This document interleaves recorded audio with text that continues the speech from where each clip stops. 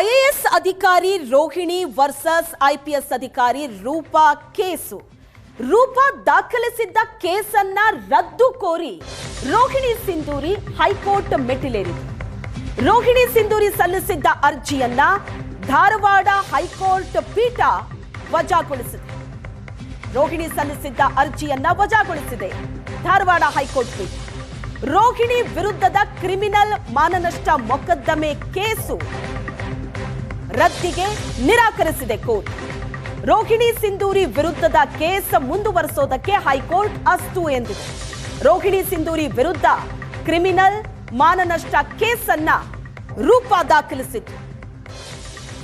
ಈ ಬಗ್ಗೆ ಹೆಚ್ಚಿನ ಡೀಟೇಲ್ಸ್ ಅನ್ನ ಕೊಡ್ತಾರೆ ಬೆಂಗಳೂರು ಬ್ಯೂರೋ ಹೆಡ್ ರಮೇಶ್ ಸಂಪರ್ಕದಲ್ಲಿದ್ದಾರೆ. ರಮೇಶ್, ಏನಿದು ಪ್ರಕರಣ? ಈ ಪ್ರಕರಣದಲ್ಲಿ ಈಗಾದಂತ ಬೆಳವಣಿಗೆ ಏನು?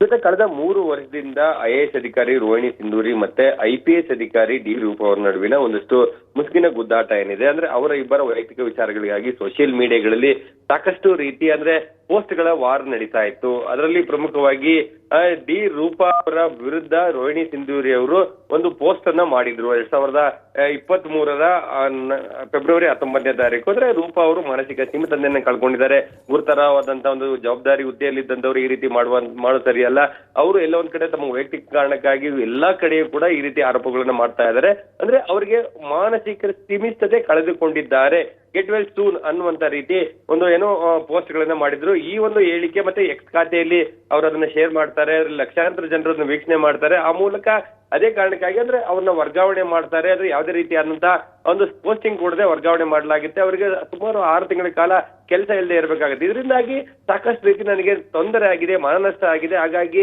ರೋಹಿಣಿ ಸಿಂಧೂರಿ ವಿರುದ್ಧ ಒಂದು ಕ್ರಮ ಆಗಬೇಕು ಅಂತ ನಿಟ್ಟಿನಲ್ಲಿ ಒಂದು ಪಿಸಿಆರ್ ದಾಖಲು ಮಾಡ್ಕೊಂಡಿದ್ರು. ಪಿಸಿಆರ್ ದಾಖಲು ಮಾಡ್ಕೊಂಡಂತ ಮ್ಯಾಜಿಸ್ಟ್ರೇಟ್ ಕೋರ್ಟ್ ಅವರ ವಿರುದ್ಧ ಕಾಗ್ನಿಜೆನ್ಸ್ ತೆಗೆದುಕೊಂಡು ಪ್ರಕರಣವನ್ನು ಮುಂದುವರೆಸಿತ್ತು. ಈ ಪ್ರಕರಣವನ್ನು ರದ್ದು ಮಾಡಬೇಕು ಅಂತ ಹೇಳಿ ರೋಹಿಣಿ ಸಿಂಧೂರಿ ಅವರು ಹೈಕೋರ್ಟ್ಗೆ ಒಂದು ಅರ್ಜಿಯನ್ನು ಸಲ್ಲಿಸಿದ್ರು. ಈ ಸಂಬಂಧಪಟ್ಟಂತೆ ವಾದ ಪ್ರತಿವಾದ ಆಲಿಸಿದಂತ ಹೈಕೋರ್ಟ್ ಏಕಸದಸ್ಯ ಪೀಠ ನ್ಯಾಯಮೂರ್ತಿ ಎಂ ನಾಗಪ್ರಸನ್ನ ಅವರು ಇವತ್ತು ಆದೇಶವನ್ನು ಪ್ರಕಟ ಮಾಡುವ ಮೂಲಕ ರೋಹಿಣಿ ಸಿಂಧೂರಿ ತನ್ನ ವಿರುದ್ಧದ ಪ್ರಕರಣವನ್ನು ರದ್ದು ಮಾಡಬೇಕು ಅಂತ ಹೇಳಿ ಮನವಿಯನ್ನು ಮಾಡಿದ್ರು.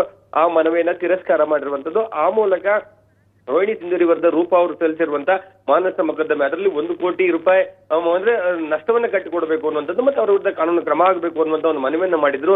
ಆ ಪ್ರಕರಣ ಮ್ಯಾಜಿಸ್ಟ್ರೇಟ್ ಕೋರ್ಟ್ ನಲ್ಲಿ ಮುಂದುವರಿತೆ 7ನೇ ICJM ಕೋರ್ಟ್ ಮುಂದೆ ಇರುವಂತಹದ್ದು. ಅಂದ್ರೆ ಈ ಒಂದು ಪ್ರಕರಣದ ಹೈಕೋರ್ಟ್ ದಾಖಲಾದ ನಂತರ ಕೆಲವೊಂದ್ ಕಡೆ ಮಧ್ಯಂತರ ತಡೆಯನ್ನು ನೀಡಿತ್ತು. ಈಗ ಮಧ್ಯಂತರ ತಡೆ ಕೂಡ ಏನೋ ತೆರವಾಗಿರೋದ್ರಿಂದ ರೋಹಿಣಿ ಸಿಂಧೂರಿಯ ವಿರುದ್ಧ ರೂಪ ದಾಖಲು ಮಾಡಿರುವಂತ ಮಾನಸ ಮೊಕದ್ದಮೆ ಅದು ಮುಂದುವರಿಯುತ್ತದೆ. ಆ ಮೂಲಕ ರೋಹಿಣಿ ಸಿಂಧೂರಿಗೆ ಒಂದು ರೀತಿ ಸಂಕಷ್ಟ ಮುಂದುವರೆದಿದೆ ಅಂತ ಹೇಳಿದ್ರು ಕೂಡ ತಪ್ಪಾಗ್ಲಿಕ್ಕಿಲ್ಲ. ಶ್ವೇತಾ, ಥ್ಯಾಂಕ್ ಯು ರಮೇಶ್ ನಿಮ್ಮೆಲ್ಲ ಡೀಟೇಲ್ಸ್ಗೆ.